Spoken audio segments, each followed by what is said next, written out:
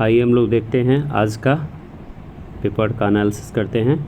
दैनिक जागरण आज का देखा जाए, आज है 20 अप्रैल, ठीक है। 20 अप्रैल का देखते हैं। लोकतंत्र के महापर्व में मतदाताओं का जयकारा। तो लोक चुनाव के पहले चरण में आपको पता है कि कल मतदान हुआ और 102 सीटों पर करीब 63% मतदान हुआ, जो कि बहुत ही खुशी की बात है। यानी मतदाता जो है वो वोटिंग करने में बढ़ चढ़ के भाग ले रहे हैं, ठीक है। उसके बाद एक बड़ी खबर हम लोग रुख करते हैं। इजराइल का ईरान के सैन्य ठिकानों पर हमला, ठीक है। तो आपको पता है कि 4-5 दिन पहले जो है ईरान ने इजराइल पर अटैक किया था और उसका बदला इजराइल न ले, ऐसा हो नहीं सकता। तो इजराइल ने भारतीय समय अनुसार शुक्रवार को सुबह ईरान पर हमला कर उसके सैन्य ठिकाने को क्षति पहुंचाने का दावा किया है। इजराइल ने यह दावा 14 अप्रैल को ईरान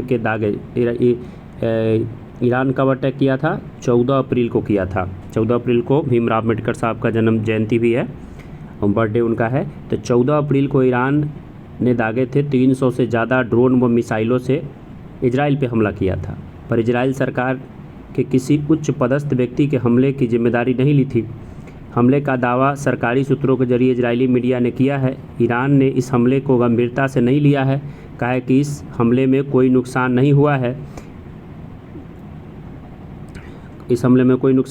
है। ईरान ने जवाब में इजराइल पर हमला करने की मंशा भी जाहिर नहीं की है। मतलब अभी जो इजराइल ने कल अटैक कर दिया है, इस पर ईरान बोला है कि मैं आप पे री अटैक नहीं करूँगा, ठीक है। इस हमले के बाद सर्वाधिक संपन्न लोकतांत्रिक देशों के समूह G7 ने दोनों देशों को संयम बरतने की अपील की। आप जानते हैं G7 में कौन कौन मेंबर है, तो मैं आपको कई बार याद कराता हूँ। G7 में अमेरिका है और कनाडा है। अमेरिका और कनाडा, तो ये तो उत्तरी अमेरिका का 2 देश हो गया। उसके बाद आप पढ़ते हैं G7 में और कौन मेंबर है, तो G7 में यूरोप से 4 मेंबर है। एक तो इटली है, ठीक है। उसके बाद ब्रिटेन है। उसके बाद जर्मनी है और फ्रांस है। तो 6 देश हो गया। और एक एशिया से केवल एक देश है जिसका नाम जापान है। ये दुनिया के 7 विकसित देशों का समूह G7 है। तो इसने संयम बरतने को कहा है। ईरानी मीडिया के अनुसार देखिए कहाँ पर अटैक हुआ है, इस्फहान शहर में हुए कुछ धमाकों की आवाज़ सुनी गई, जो कि एयर डिफेंस द्वारा 3 ड्रोनों को निशाना बनाए जाने से आई थी। ईरानी अधिकारियों ने ड्रोनों हमलों के लिए इजराइल को नहीं बल्कि किन्हीं बाहरी तत्वों को जिम्मेदार बताया है। एक वरिष्ठ अधिकारी ने कहा कि इस घटने के लिए इजराइल पर हमले की कोई योजना नहीं है। अमेरिकी थिंक टैंक अमेरिका का थिंक टैंक है centre for new American security में मध्य पूर्व मामलों के प्रमुख जोनाथन लॉर्ड के अनुसार ईरान के इस रुख से साफ है कि वह इजरायली हमले को तूल नहीं देना चाहता है। इजरायली मीडिया ने शुक्रवार इस्फहान सहित ईरान के 7 शहरों पर हमले के दावे किए, पर समय बीतने के साथ उसके दावों के स्वर धीमे होते चले गए। इस्फहान में ईरान के सैन्य ठिकाने हैं। नज़दीक में नातंज में देश का सबसे बड़ा परमाणु प्रतिष्ठान है। तो ईरान का परमाणु प्रतिष्ठान वो नातंज में है। नातंज याद रखे, BBI नातंज में है। शुक्रवार को शाम घिरने तक दशकों से छद्म युद्ध लड़ रहे दोनों देशों के स्वर सीधी लड़ाई को लेकर शांत पड़ चुके हैं। वैसे शुक्रवार की रात इजराइल ने सीरिया व इराक पर भी हमले किए हैं। माना जा रहा है कि अमेरिका और यूरोपीय देशों के दबाव का नतीजा है कि इजराइल ने ईरान पर कमज़ोर प्रहार किया, जिससे तनाव बढ़ाए बगैर उसका पलटवार का ऐलान पूरा हो जाए। तो ये आपने देखा। सुरक्षा परिषद में सुधार पर भारत के रुख का अमेरिका ने किया समर्थन। आपको पता है कि अमेरिका ने भारत समेत G4 देशों को UNSC में स्थान देने की मांग की है, UNSC में। अब G4 देशों के बारे में हम लोग देखेंगे। G4 देश कौन कौन है जिनको स्थान चाहिए, तो भारत को चाहिए स्थान, ब्राज़ील को चाहिए स्थान। इन सबको G4 के मेंबर ये लोग हैं। हम इसको आगे देखेंगे डिटेल से। G4 देश कौन है ये हम जानेंगे पेज नंबर 11 में। आगे चलते हैं हम लोग, तो आगे का खबर देखते हैं। अब विज्ञान की दुनिया में बजेगा भारत का डंका, ये दुनिया बोल रही, क्योंकि भारत दुनिया की 5वीं बड़ी अर्थव्यवस्था है। और साथ में जब दक्षिणी ध्रुव पर इंडिया दुनिया का पहला देश बना, चंद्रमा के दक्षिणी ध्रुव पर सॉफ्ट लैंडिंग कराने का जो भारत ने रिकॉर्ड बनाया है, तो इसके अनुसार जो है भारत का डंका पूरे दुनिया में बज रहा है, ठीक है। और साथ ही में बात करें कि 21-22 में सरकारी आंकड़ों के अनुसार भारत के पास विश्व की तीसरी सबसे बड़ी फार्मा इंडस्ट्री है। फार्मा इंडस्ट्री जो है, दवा का इंडस्ट्री, भारत दुनिया का तीसरा सबसे बड़ा है। मार्केट भी दुनिया का तीसरा सबसे बड़ा भारत के पास में है। और अर्थव्यवस्था भारत ब्रिटेन को पछाड़ करके 5वां हो चुका है। आगे चला जाए, आगे जानते हैं, देखते हैं। स्वास्थ्य की जांच स्वतंत्र जांच कराने से कतरा रहे केजरीवाल। आम खा के, मिठाई खा के, चाय वाला चीनी पी के अपना तबीयत ख़राब कर रहा है, ताकि मेडिकल पर इनको लीव दे दिया जाए, चाहे बाहर निकल के फिर जनता को दारू पिलाए। केजरीवाल, ऐसे नहीं चलेगा आपका काम, ऐसे मत कीजिए। आप एक जिम्मेदार पद पे हैं। बच्चा लेखा क्यों करते हैं? आम खाने लगते हैं डायबिटीज़ के पेशेंट होकर के। कोर्ट भी आपका कहानी समझ गया है। आगे चलते हैं हम लोग।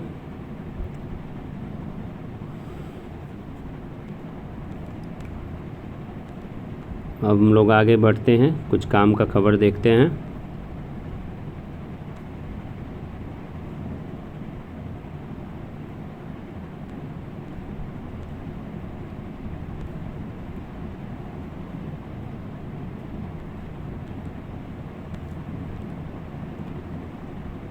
सीधा चलते हैं आगे, हम लोग अपना काम का खबर देखते हैं।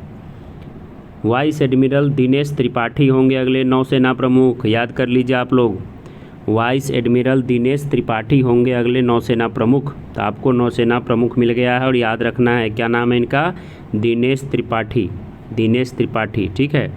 आंध्र प्रदेश के तो ये हैं, सरकार ने वाइस एडमिरल दिनेश त्रिपाठी को अगला नौसेना प्रमुख बनाने का घोषणा कर दिया है और 30 अप्रैल से ये अपना पद संभाल लेंगे, 30 अप्रैल से। साथ ही देखिए यहाँ पर नलिन प्रभात जी हैं, नलिन प्रभात एनएसजी कमांडो नहीं होता है, एनएसजी कमांडो, तो एनएसजी के प्रमुख कौन बन गए हैं? नलिन प्रभात बन गए हैं। देखिए आंध्र प्रदेश के अंडर के 1992 बैच के भारतीय पुलिस सेवा के नलिन प्रभात को राष्ट्रीय सुरक्षा गार्ड एनएसजी का प्रमुख बना दिया गया है।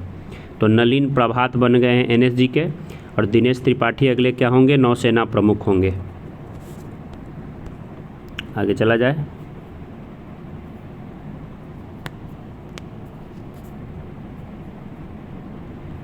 आगे हम लोग देखते चलते हैं। पश्चिम एशिया का ख़त्म न होने वाला टकराव, पश्चिम एशिया का ख़त्म न होने वाला टकराव। आइए देखा जाए एडिटोरियल को, खास करके पेपर हम इसी के लिए कि पेपर पढ़ते हैं कि काफ़ी अच्छा हमें ज्ञान देता है। इजराइल ने ईरान में सैन्य कार्रवाई तो की है, लेकिन न तो वह कुछ खुलकर कह रहा है और न ही ईरान आधिकारिक रूप से यह स्वीकारना चाहता है कि उसे इजराइल ने निशाना बनाया है। इजराइल ईरान के टकराव की जड़ में हमास द्वारा इजराइल पर गत 7 अक्टूबर को किया गया वह भीषण आतंकी हमला है। 7 अक्टूबर को हमास ने, आपको पता है कि इजराइल पर कैसा अटैक किया था, जिसमें 1000 से अधिक इजरायली और अन्य लोगों के मारे जाने की बात थी। उसके बाद शुरू हुआ गाजा का संघर्ष। इजराइल ईरान युद्ध के कगार पर आकर खड़ा हो गया। यह आसानी से नहीं टलेगा। पिछले सप्ताह ईरान ने इजराइल पर करीब 185 ड्रोन 14 अप्रैल के दिन और 150 क्रूज एवं बैलिस्टिक मिसाइलों से हमला किया, क्योंकि इजरायली सेना ने सीरिया में ईरानी दूतावास, घटना कहाँ से निकल के आई कि इजरायली सेना ने क्या किया, सीरिया में जो है ईरान का दूतावास था, वाणिज्यिक दूतावास, उसमें ईरानी जनरलों को निशाना बनाया और उनको मार गिराया। मान लिए कहीं दूसरे देश में दूतावास था ईरान का, और उसमें जा कर के इजराइल ने क्या किया, उनके सेना के जो वहाँ का एक कुर्द फोर्स है, वहाँ का प्राइवेट आर्मी है, तो उसको जो बड़े बड़े अधिकारी उसको मार गिराया इजराइल ने। इसका रिएक्ट करने के लिए ईरान ने क्या किया, इजराइल पे हमला करने का कसम खाया और 14 अप्रैल के दिन अटैक किया 185 ड्रोन 150 क्रूज और बैलिस्टिक मिसाइल से। और इजराइल ने अपने एयर डिफेंस मजबूत सिस्टम और अमेरिका, यूरोप जो विकसित देश है उनके मदद से, अमेरिका के मदद से, ब्रिटेन के मदद से ईरान के अटैक को हवा में ही ख़त्म कर दिया। लेकिन ईरान ने अटैक तो किया। इसके बाद ईरान सरकार जो इजराइल के धरती से मिटाने की कसम खाती है के पास हमले के अलावा कोई विकल्प नहीं बचा। इसी बीच इजरायली सेना ने गाजा में हमास के शीर्ष नेता इस्माइल हानिया के 3 बेटे मार गिराए। इसी बीच इजरायली सेना ने गाजा में हमास के शीर्ष नेता इस्माइल हानिया के 3 बेटे मार गिराए, इसलिए ईरान बौखला गया।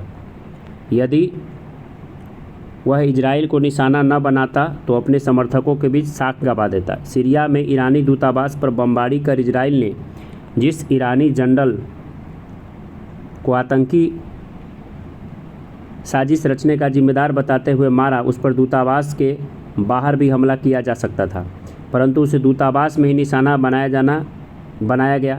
इजराइल अच्छे से जानता था कि ऐसा करना कूटनीतिक प्रोटोकॉल और अंतर्राष्ट्रीय संधियों का उल्लंघन होगा।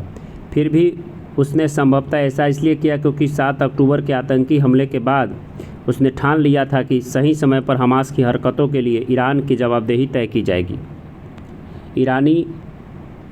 ईरान जो है ईरानी दशकों से हमास और हिजबुल्लाह जैसे आतंकी संगठनों के जरिए इजराइल पर हमले करवाता आया है।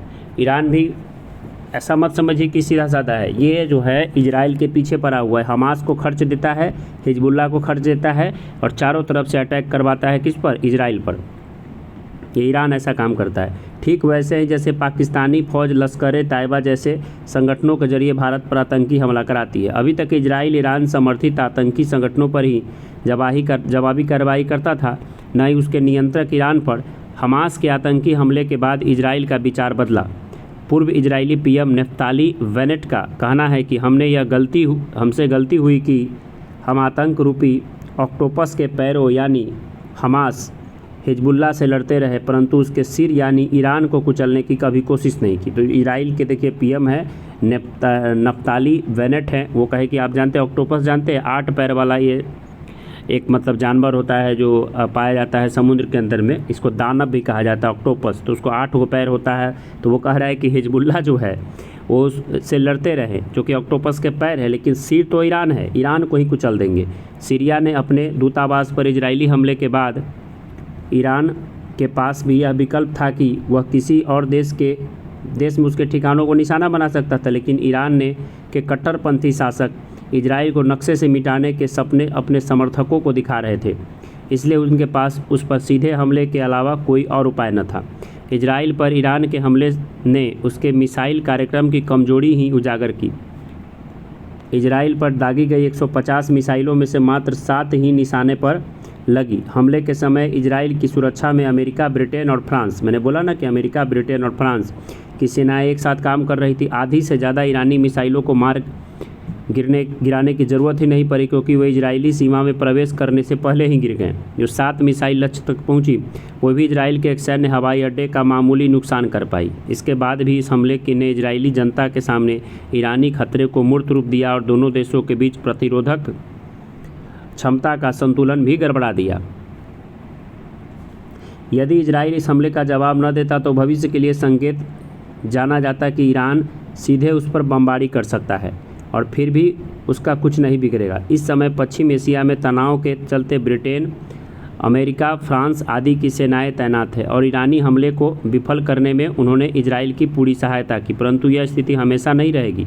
इसलिए इजराइल के लिए ईरान पर जवाबी कार्रवाई कर शक्ति संतुलन बहाल करना जरूरी था, ताकि भविष्य में ईरानी हमले नियमित न हो जाए। खास बात यह है कि इजराइल ने ईरान पर हमला कर उसके सर्वोच्च नेता आयतुल्लाह अली खामनेई के जन्मदिन के मौके पर किया और हैप्पी बर्थडे बोल दिया अटैक करके इजराइल ने। इजराइल के अंदर एक धारा है जो ईरान के परमाणु कार्यक्रम को समाप्त करना चाहता है, क्योंकि यदि वह परमाणु बम बनाने में सफल हो जाता है तो वह पाकिस्तान की तरह परमाणु युद्ध की धमकी की आड़ में इजराइल के विरुद्ध व्यापक आतंकी युद्ध चला सकता है। इस धरे को सऊदी अरब समेत कई सुन्नी देशों का मौन समर्थन है। वे नहीं चाहते कि शिया देश ईरान के पास परमाणु बम हो। तो देखिए ये जो ईरान है ये शिया है। ईरान में कौन मुसलमान रहता है? शिया मुसलमान रहता है। शिया जानते हैं, शिया और सुन्नी। शिया मतलब होता है जो पैगंबर मोहम्मद साहब के जो दामाद थे उनके विचार को मानता है, वो शिया मुसलमान होता है। और सुन्नी होता है कौन? सुन्नी होता है जो पैगंबर मोहम्मद साहब के विचार को मानता है। तो देखिए यहाँ पर कह रहा है कि वे नहीं चाहते कि शिया देश ईरान के परमाणु बम हो, यानी शिया देश ईरान है और ये जो मुस्लिम कंट्रीज़ हैं जिनके बारे में बात कर रहे हैं हम लोग, सऊदी अरब, ये सब क्या है? ये सब सुन्नी है। ये सब मोहम्मद साहब के शिक्षा पे चलते हैं। आगे चलते हैं। जॉर्डन की वायुसेना ने तो ईरानी हमले को विफल करने में इजराइल की मदद की। भी की। माना जा रहा है कि इजरायली खुफिया एजेंसी लंबे समय से ईरान के परमाणु कार्यक्रम को रोकने के लिए ईरानी वैज्ञानिकों को निशाना बनाने के साथ अन्य विध्वंसक कार्रवाई करती आई है। गत दिवस इजराइल ने ईरान के परमाणु कार्यक्रम को सीधा निशाना तो नहीं बनाया, पर उन शहरों के सैन्य ठिकानों पर कार्रवाई की जहां उसके परमाणु संयंत्र भी हैं। ईरानी सूत्र इस हमले को एक छोटा और विफल ड्रोन हमला बता रहे हैं, क्योंकि सच स्वीकारने पर ईरान को फिर से इजराइल पर मिसाइल हमला करना होगा, जो पहले की तरह विफल कर दिए जाएंगे और उसकी कमजोरी की पोल पुनः खुल जाएगी। ईरान का व्यवहार बालाकोट में भारत के हमले के बाद पाकिस्तान जैसा है। कैसे पाकिस्तान ने कहा था हम पर कोई अटैक नहीं हुआ था, उसी तरह से ईरान बोल रहा है मेरे पे कोई अटैक नहीं हुआ। इजराइल ने शायद इसलिए ईरान पर हमलों की जिम्मेदारी नहीं ली क्योंकि ऐसा करके रूसी वायुसेना को ईरान में आने का बहाना दे सकता है, जैसे सीरिया में देखा जा चुका है। अमेरिका ऐसा नहीं चाहता। पश्चिम एशिया में ईरान इजराइल का टकराव पहले से ही यूक्रेन में अमेरिका समर्पित प्रतिरोध की धार कुंद कर रहा है। इन दोनों देशों का टकराव विश्व शांति को संकट में डालने वाला हो सकता है, जिसकी जद में ईरानी परमाणु कार्यक्रम भी आ सकता है। चूँकि यह साफ है कि पश्चिम एशिया में शांति के आसार नहीं है, इसलिए भारत को सतर्क रहने की ज़रूरत है।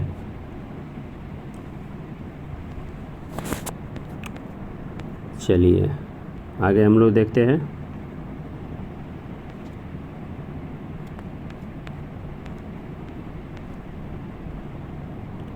महंगाई के मोर्चे पर मिली कामयाबी को टिकाऊ बनाने की ज़रूरत, शक्तिकांत दास बोले हैं आरबीआई के गवर्नर।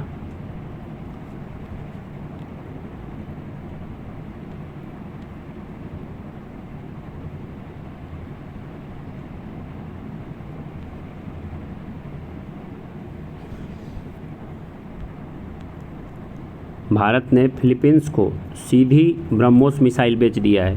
तो जिस प्रकार से मालदीव में चाइना पैर अड़ा करके भारत से संबंध खराब कर दिया है और मालदीव को कहा है कि मैं सब कुछ दूंगा, भारत ने फिलीपींस को ब्रह्मोस मिसाइल बेच दिया है 37 करोड़ 50 लाख डॉलर का, और कहा है कि अब जो है तो आप चाइना पर अटैक कीजिए फिलीपींस, क्योंकि फिलीपींस जो भी आसियान के मेंबर हैं उस सब में जो 9 डैश लाइन खींच करके जो साउथ चाइना सी है उस पर चाइना कहता है सब मेरा है, और इसके लिए बार बार लड़ाई होते रहता है फिलीपींस से चाइना का। तो भारत ने क्या किया, फिलीपींस को ब्रह्मोस मिसाइल बेच दिया है। ठीक है,